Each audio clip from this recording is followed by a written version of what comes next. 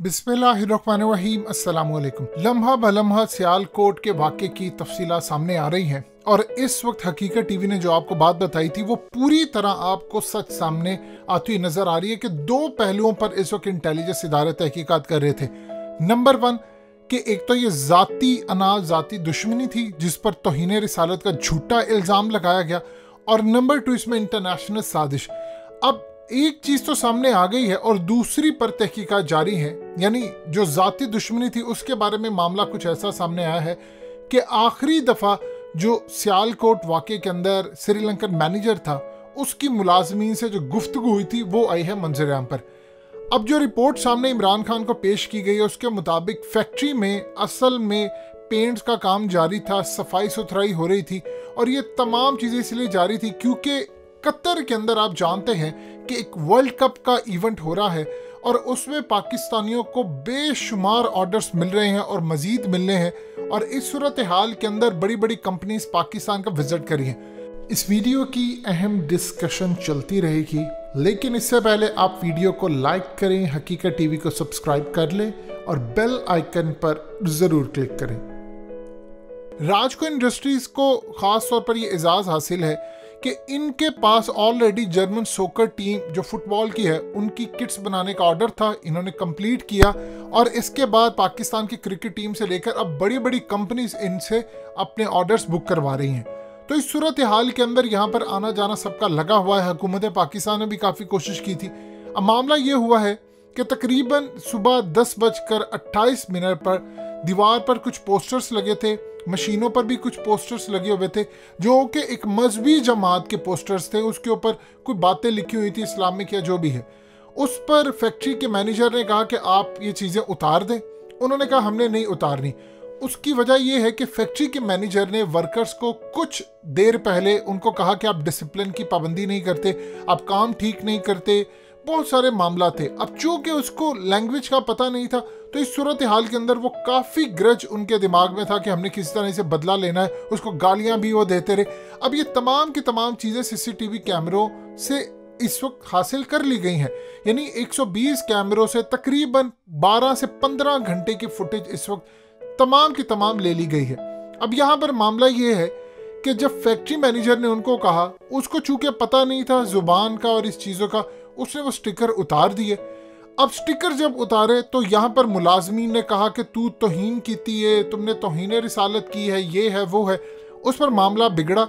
उसके बाद मालिकान बीच में आए और उसने कहा कि मुझे ज़ुबान का पता नहीं था, इसीलिए मैंने ये तमाम चीज़ें उतारी, लेकिन मैंने इन्हें कहा था कि हमने यहाँ पर पेंट करवाने। देखिए, आम घर के अंदर भी आप घर को कंस्ट्रक्ट करें, आप उसको दोबारा पेंट करवा लें तो आपकी दीवारों पर जो मुकद्दस चीज़ें सब कुछ लगा होता है आप उनको उतार लेते हैं, चाहे स्टिकर्स हो या कुछ हो। लेकिन जब आपने बहाना बनाना होता है कि हमने लड़ाई करनी है, कुछ करना है, सूरत हाल अलग होती है। अब मामला कुछ इस तरह चल रहा था कि यहाँ पर सूरत हाल ख़राब हुई, मालिका ने आकर सुलह सफाई करवाई। उसके बावजूद जो वर्कर्स थे उन्होंने कुछ देर के बाद तमाम लोगों को हजूम को जमा किया और कहा कि उसने तौहीन रिसालत की। किसी को पता नहीं वहां पर हुआ क्या नहीं हुआ, यानी जिनके साथ वाक़या हुआ उनको शायद पता होगा, इसके अलावा बाकी किसी को पता ही नहीं था। उन्होंने कहा, नारे मारने शुरू कर दिए, इसको पकड़ो, मारो, ये करो। अब वो बेचारा मैनेजर टॉप फ्लोर पर चला गया है, उसको पता ही नहीं, यानी वो ऊपर वाली मंजिल पर जान बचाने के लिए गया और उसको वहां से घसीटते हुए लेकर आए। और जो पोस्टमार्टम रिपोर्ट सामने आई है उसके मुताबिक वो वहीं पर मर गया था। लेकिन मरने के बाद जब वहां पर असल जो कहानी सामने आती है कि 13 सिक्योरिटी गार्ड थे, किसी ने उनको रोका क्यों नहीं और वो मौके पर फरार क्यों हो गए। देखिए, मामला कुछ इस तरह होता है कि आप जब हजूम इकट्ठा होता है तो गार्ड्स आ जाते हैं, सिक्योरिटी आ जाती है, वो आकर रोकती है।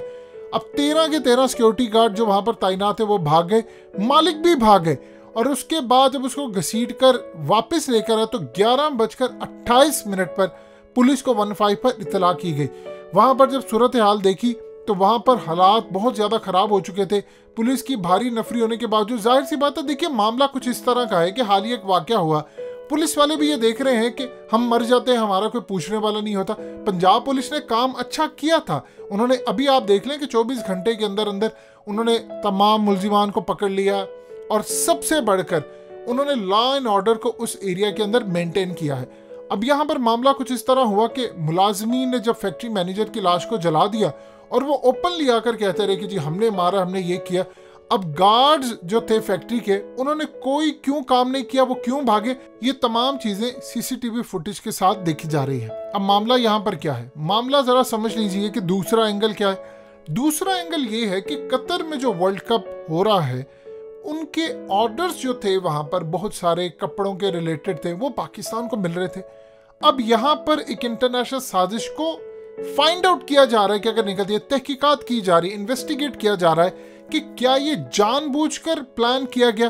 देखिए दो चीजें होती हैं कि आप अगर मिसाल के तौर पर एक बंदा है, आपने उसको मार दिया है, उसके बाद होता ही हुआ कि सारे तितर बितर हो जाते हैं, लेकिन यहाँ पर अर्ली आकर एडमिट कर लिया गया जी हमने किया, हमने ये काम किया।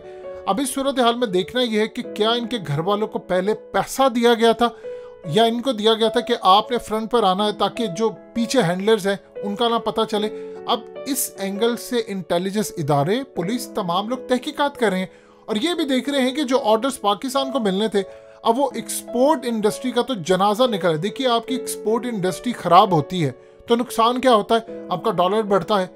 अब ये ऑर्डर अगर बांग्लादेश चले जाते हैं या भारत चले जाते हैं तो नुकसान किसका होगा, पाकिस्तान का होगा। एक एंगल से तो चीज सामने आ गई है कि जाती दुश्मनी थी, लेकिन क्या जाती दुश्मनी दिखावे के लिए थी, इसके पीछे मामला थे। अब ये इंटेलिजेंस इदारे पूरी रिपोर्ट इस पर तैयार कर रहे हैं और अगर इसमें चीजें मुलव्विस निकलती हैं तो तमाम चीजें सामने लेकर आएंगे। देखिए मामला इसमें ये हो सकता है, ज्यादा से ज्यादा अगर जो चीज निकल सकती है, अगर हम इसको इंटरनेशनल रैकेट के साथ जोड़ देते हैं तो भारत का इसमें हाथ निकल सकता है अगर साबित हो जाता है, क्योंकि अभी तहकीकात की जा रही है। एक पहलू तो सामने आया है। आप ये देखिए कि दूसरा मामला ये है कि पिछले काफी अरसे से पाकिस्तान में एक चीज देखेंगे कि बड़ी बड़ी फैक्ट्रीज में आग लग जाती है।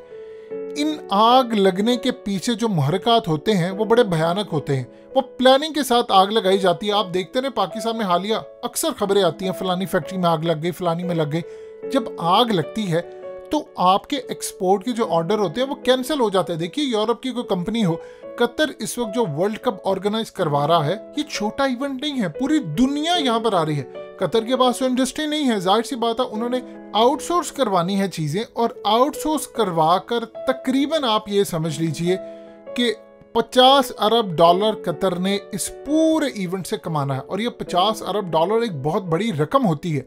इसमें वो ये देखेंगे कि किसी मुल्क में अगर कोई हंगामा है या कुछ, अब वो ये देख रहे हैं कि कल को कोई और काम हो जाए तो हमारे तो ऑर्डर्स पेंडिंग हो जाएंगे और इवेंट सर पर आकर खड़ा हुआ है।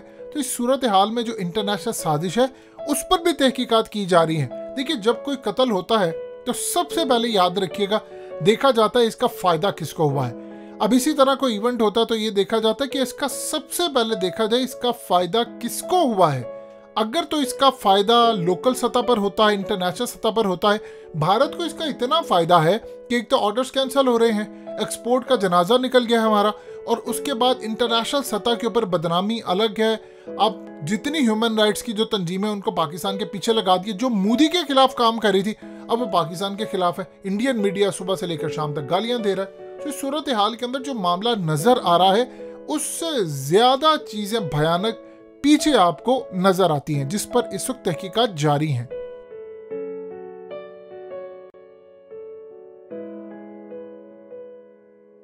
हकीकत टीवी को सब्सक्राइब करना मत भूलें, वीडियो को लाइक करें, शेयर करें और कमेंट सेक्शन में अपनी राय का इजहार जरूर करें।